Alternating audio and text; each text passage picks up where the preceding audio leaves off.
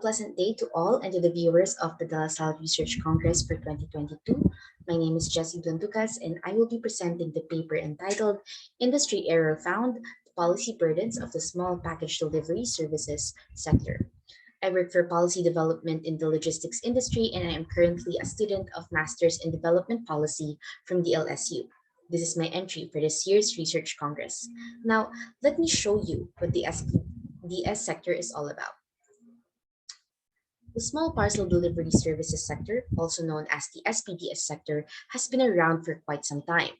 In the simplest sense, the Universal Postal Union in 2008 defines this as the delivery of goods that come in small packages weighing to a maximum of 2 kilograms, which are referred to as parcels. The SPDS may be considered as part of the last mile delivery services since they deliver goods to retail stores or from shops to the final consumer of the good. What makes this sector particularly relevant in today's time is its link to e-commerce and the digital economy, most especially to the small and medium enterprises or SMEs that use small parcel deliveries for their customers. It's reported that 95% of SMEs use some form of social media tool, which comprise up to 48% of their revenues. According to the International Trade Center, more and more MSMEs also employ a mixed approach with a brick and mortar shop and an accompanying online store. This is why it is not surprising to see that between 2012 to 2018, the World Bank reported that the digital economy yielded an average share of 13.3% value added to the Philippines' GDP. Thus, if you want to maximize that, it is imperative to strengthen the competitiveness of the SPDS sector to support the continuous growth of digital economy. Apart from the cost, the reliability and quality of service are extremely important as well. In 2020, the OECD conducted the competitive neutrality reviews of the small package and delivery services sector in the country. Building from the findings of that study, this paper inquires, how do regulatory policies in state-controlled institutions affect the overall competitiveness of the SPDS sector? To answer this research question, the study conducted an extensive qualitative literature review on the SPDS sector, Philippine laws pertaining to its regulating agencies and regulatory landscape. These were supplemented by official press releases, documents, news articles, government issuances from government archives were sought to better understand the emergence of the regulatory landscape. An in-depth key informant interview or KII with a seasoned expert on logistics, supply chain, and the SPDS sector, Mr. Samuel Bautista, was also conducted to validate and augment the findings of the research. As the paper deals with policies and government bodies, the study uses the lens of historical institutionalism to analyze the findings. According to Dye, the main argument of institutionalism rests on the notion that institutions shape policies and vice versa. The study deals with the formal forms of institutions, like established policies and government bodies. Institutions affect public policy in a number of ways. First, they have the capacity to provide stability due to defined structures. They also produce or support ideas that shape the policy. And finally, they are able to translate these ideas into political pressures. According to Schmid, historical institutionalism, which is employed in this paper, assumes that when an institution is established, its trajectory and focus are subject to regular practices, thus making it resistant to changes in the political environment. For example, if a new executive office is inaugurated with a specific mandate, its policies, role, and behavior will most likely pertain and concern that mandate, as institutions have a tendency to adhere to the logic of path dependence. As Peters and Ziton put it, a punctuation in an institution's equilibrium will divert it from its original trajectory. Acknowledging the existence of state sovereignty leads us to Max Weber's concept of state monopoly on violence. Both concepts then validate and support the claim that the state, comprised of a government made up of different institutions, bestows legitimacy on public policy. Public policies echo through the bigger spheres of society, even when it is only imposed on a particular segment. Case in point, the regulations directed towards the SPDS have effects on the competitiveness of the whole industry.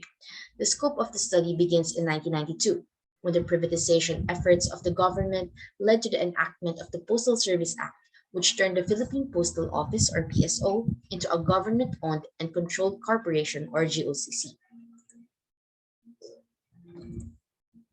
Now we can move to the presentation of the findings. As I've mentioned before, due to the weight constraints of what is considered as a small parcel, package deliveries are also primarily tied to postal services, especially before the arrival of private companies operating their own delivery services here in the Philippines. The postal system in the Philippines spans even during the Spanish colonial period. It was only until the 1987 that the Postal Service Office or PSO was subsumed under the Department of Transportation and Communications or DOTC. By the 1980s, the government embarked on many efforts to privatize many of its holdings. In 1992, the PSO became a GOCC or state-owned enterprise under the Postal Service Act or Charter, also known as the RA 7354, still remaining under DOTC. It was renamed as the Philippine Postal Corporation or PhilPost and mandated to offer a wide array of postal services other than ordinary mail and parcels. Since it is a GOCC, PhilPost was given the Public Service Obligation or PSO to deliver letters and parcels throughout the Philippines. The next hallmark event happens in 2001 when the DOTC releases circular number 2001-01, giving exclusive power to DOTC to regulate the private express and or messengerial delivery service or PEMIDIS operators. SPDS providers are subsumed under PEMIDIS as the circular includes parcel deliveries in its coverage. In 2004, the government started rationalizing its offices. Efforts to separate the DOTC's mandate relating to transportation as well as information and communication technology, or ICT, led to the Executive Order number 269, which created the Commission on Information and Communications Technology, also known as CICT, as a transitory office from DOTC to the Department of Information and Communications Technology, now known as DICT.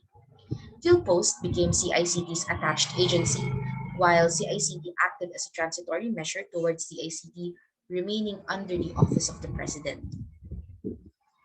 By 2006, DOTC indefinitely extended the validity of existing licenses as part of transition period through an informal moratorium. Thus, the accreditation of new service providers were put on hold.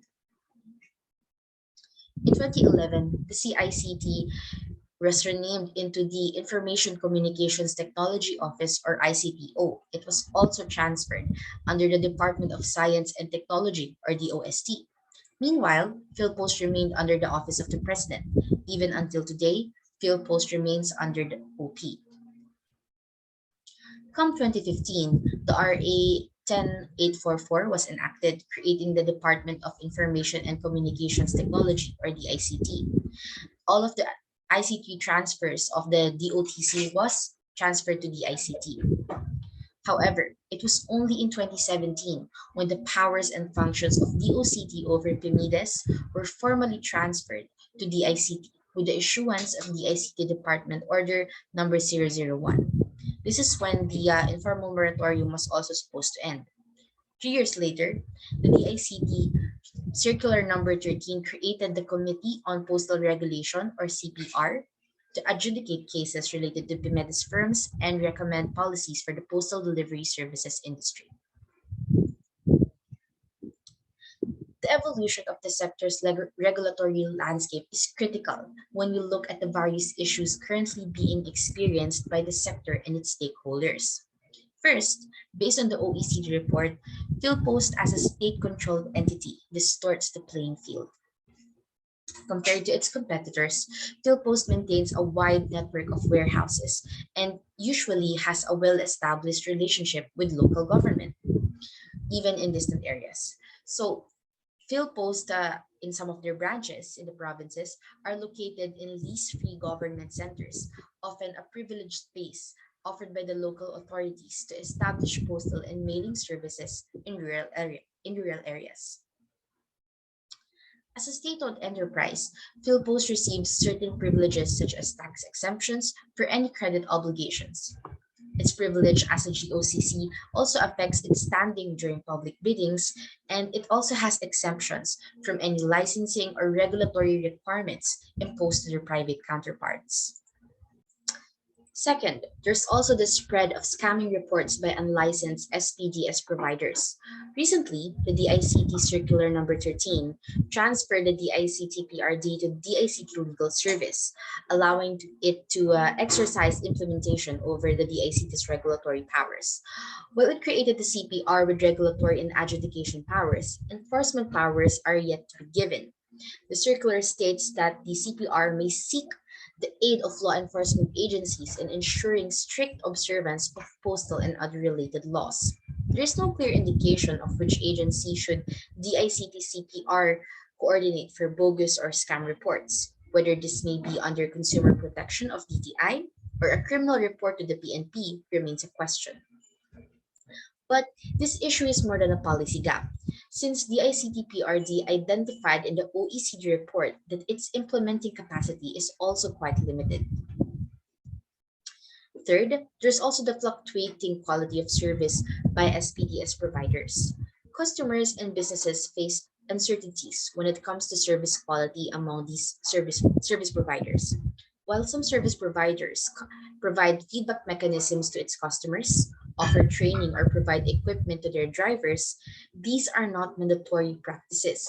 This is due to the lack of mandatory or industry standards on quality of services and processes in small parcel and even last mile delivery services. In addition, the prolonged hold of the informal moratorium caused the practice of buying out companies to acquire active licenses, since the licenses were non transferable. Thus, it rendered the purpose of the license or authority to operate useless. Companies under new leadership with different systems and processes become authorized service providers without undergoing evaluation from the ICT nor needing to adhere to industry standards. Examining these findings under the root cause analysis tool, we find two main reasons for the core problems outlined earlier.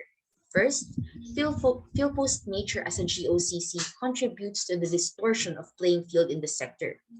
Owing to its public service obligation of delivering even in far-flung areas, PhilPost enjoys certain privileges. PhilPost does not receive compensation from the government for the fulfillment of this PSO.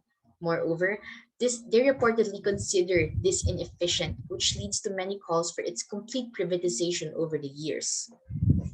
Second, there's also the lack of a central authority to regulate the logistics industry, including SPDS providers, which affects the implementation and the enforcement of policies. For one, the ICT's limited capacity and mandate lead to poor implementation and enforcement against delivery scams. The different government agencies, such as DOJ and DOC, have released separate warnings to the public varying times because of these scams. These separate warnings, along with the absence of enforcement, are both manifestations of a lack of a single primary agency that governs over logistics and delivery entities. Second, there's ambiguity on which government agencies shall handle the creation of standards on quality services and processes. While the DTI has an active technical committee to develop standards on logistics, the SPDS is regulated as a communication sector rather than transportation nor logistics. It must be noted that the regulation for logistics services in the Philippines are housed under different agencies. In light of these findings, the study concludes with three takeaways. First, efforts to even the playing field in the SPDS sector is crucial to strengthen the e-commerce and logistics industries. The fast growth of online businesses is supported by small parcel and delivery services. As such, the SPDS sector must also complement this growth. Second, while the creation of the CPR is a hopeful beginning, a whole of government approach is recommended to clear overlapping jurisdictions. There's a need for a joint regulatory review and examine the existing policies, especially the Postal Service Act and its instruments, in consideration of the following. First, the regulation of the SPDS sector as a communication sector instead of a transportation or logistics sector. Second, the need for the minimum rate setting, its calculation and transparency. And third, PhilPost status as a GOCC.